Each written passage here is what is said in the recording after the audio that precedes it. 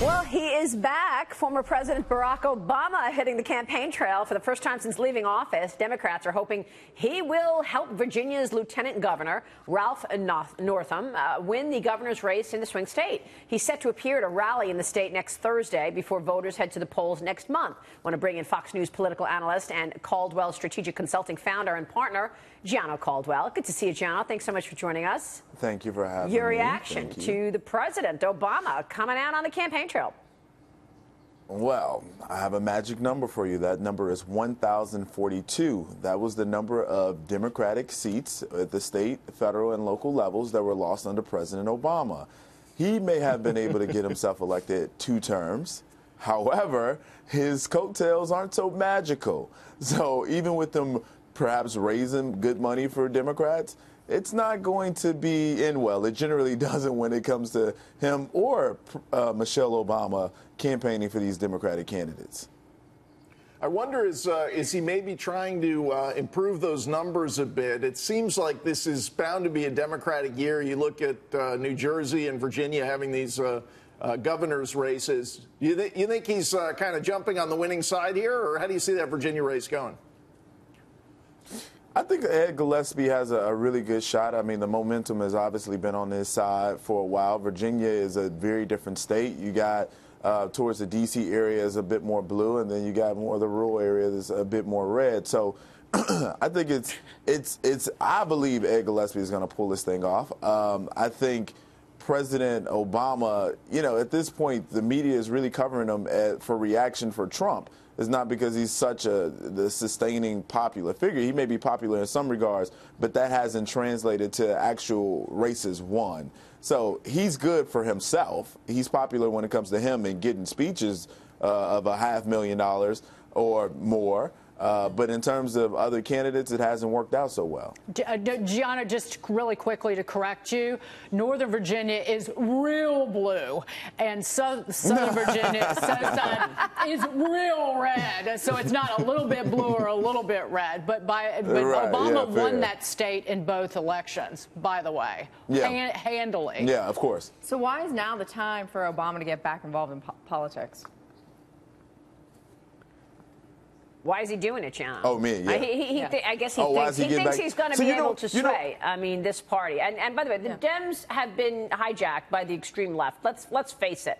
I don't know that voters want that, since Elizabeth Warren, Barack Obama, and Bernie Sanders is the reason that the party has no message.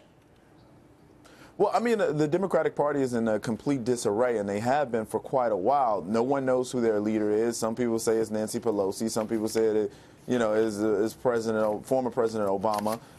There's no message there. They're still anti-working class, I believe. And they just didn't understand, especially during the 2016 election, the reason why President Trump had a message that a lot of people could get with is because it really spoke to the angst of voters. And a lot of these angst were created over the last 8 years when it came to the Obama administration.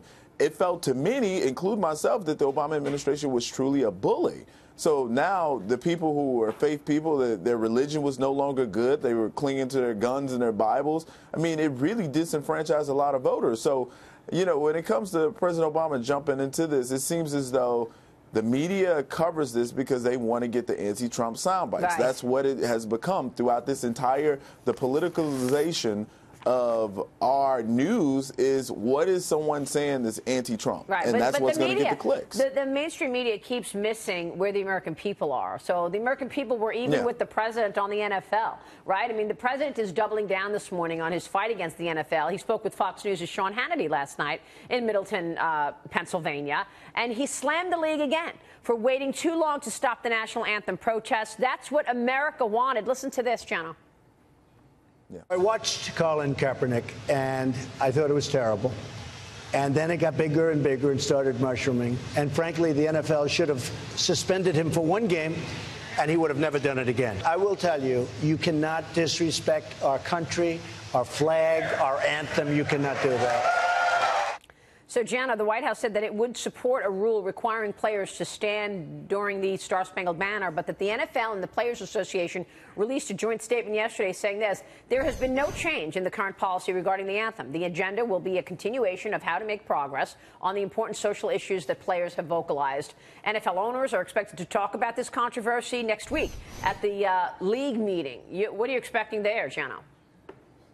Well, when President Trump starts talking about, hey, they're getting these outrageous tax breaks, I imagine they're going to come to a rule fairly quickly. Yeah, that's which was probably, I mean, obviously, this was probably the genius of President Trump.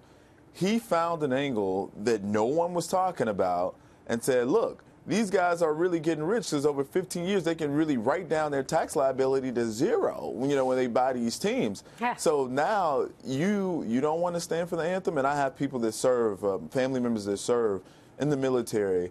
You don't want to stand and give respect to a symbol of freedom, then hey, we got something for you and it's going to hit your pocketbook. And right. I think owners will definitely respond to that. And it's because of that flag and it's because of that anthem that you're actually able to protest. That's why you're actually able to get on your knees. So let's remember why you have that freedom. Gianno, good to see you. Thank you. Thank you for having me. Gianno Caldwell joining us there.